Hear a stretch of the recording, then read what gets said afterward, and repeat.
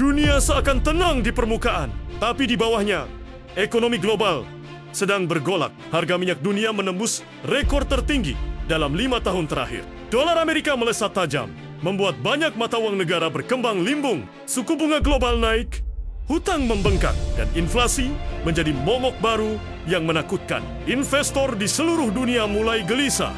Dari Wall Street di Amerika, Shanghai di Tiongkok, hingga Jakarta, semua menahan napas. Dunia sedang berdiri di tepi jurang. Dan pertanyaannya sederhana tapi mengerikan.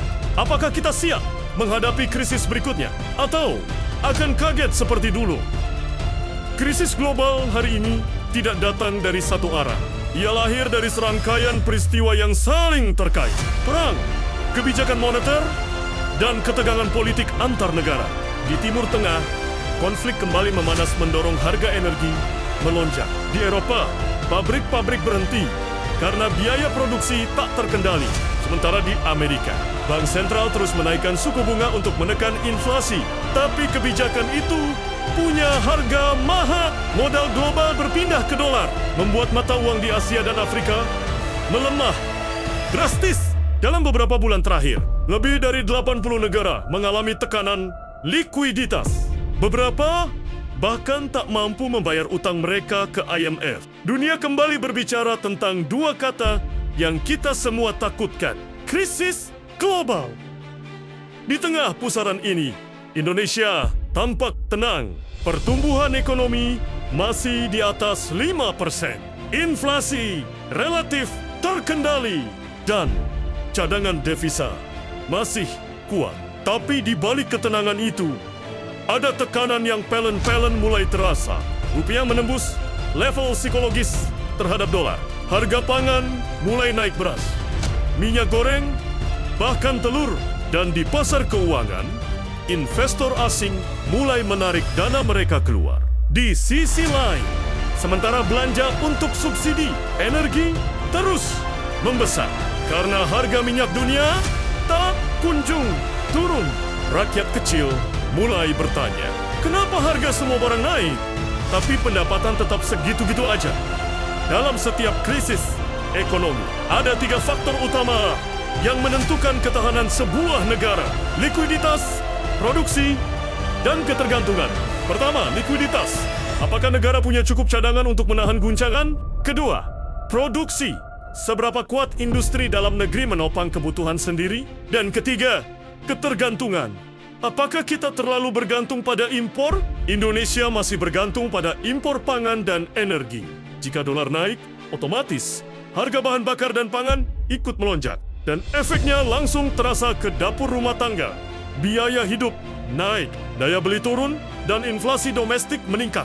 Jika situasi ini dibiarkan, maka kita bisa menghadapi krisis kepercayaan. Ketika masyarakat mulai kehilangan keyakinan terhadap ekonomi nasional, pemerintah tentu tidak diam. Di bawah kepemimpinan Presiden Prabowo Subianto, arah kebijakan ekonomi mulai berubah.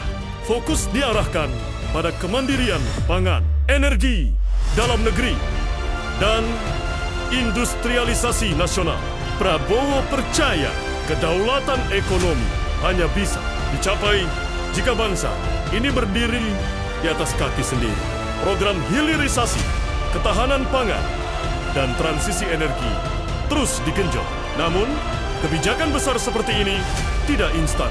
Butuh waktu, butuh konsistensi, dan butuh dukungan rakyat. Tantangannya bukan hanya ekonomi, tapi juga politik, birokrasi, dan mentalitas bangsa. Apakah kita siap berubah dari negara konsumtif menjadi negara produktif? Krisis global bukan hanya angka di layar bursa. Ia nyata di kehidupan sehari-hari. Harga beras yang naik Rp1.000, ongkos kirim yang melonjak. Tapi di sisi lain, ada generasi baru yang tidak menyerah. Anak-anak muda yang membuka bisnis digital, petani yang belajar teknologi pertanian modern, dan startup lokal yang menembus pasar dunia. Mereka adalah bukti bahwa meski dunia berguncang, harapan itu tidak pernah padam. Dunia sedang goyah, tapi bangsa yang besar tidak diukur dari seberapa sering ia jatuh, melainkan seberapa cepat ia bangkit setiap kali terjatuh.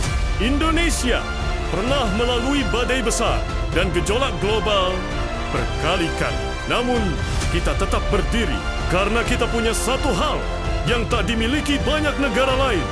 Keteguhan rakyatnya mungkin dunia belum tahu, tapi dari sebuah negeri kepulauan di Asia Tenggara ada kekuatan besar yang sedang bangkit perlahan. Kekuatan yang lahir dari keringat, harapan, dan kepercayaan diri sendiri. Dunia boleh diambang krisis. Dunia sedang bergejolak. Tapi masa depan ekonomi Indonesia ada di tangan kita semua. Menurut kamu, apa yang harus dilakukan agar Indonesia bisa bertahan dari badai global ini? Tulis pendapatmu di kolom komentar. Suara kamu penting untuk masa depan bangsa. Jangan lupa subscribe dan nyalakan loncengnya supaya kamu nggak ketinggalan pembahasan ekonomi penting berikutnya. Karena memahami ekonomi artinya memahami masa depan kita bersama.